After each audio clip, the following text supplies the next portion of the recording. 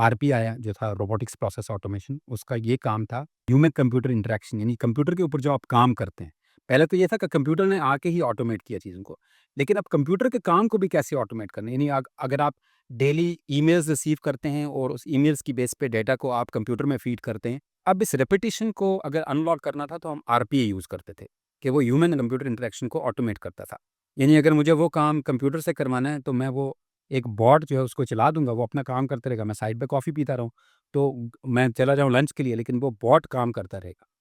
अब उस बॉट को अब अगर इंटेलिजेंस देनी है मैंने, तो वो इंटेलिजेंस अब आ रही है एआई के ज़रिए से। अब एआई तो आप देख रहे हैं चैट जीपीटी, लेकिन ऑन द अदर हैंड अगर आप इसको देखें कि ये एक एआई मॉडल है। चैट जीपीटी जो है, वो लार्ज लैंग्वेज मॉडल है। कंपनी के अंदर एक सॉफ्टवेयर अगर है, उसके साथ आपने एआई को इंटीग्रेट किया, अब वो सॉफ्टवेयर ऑटोमेटिकली चीज़ों को करने लगेगा।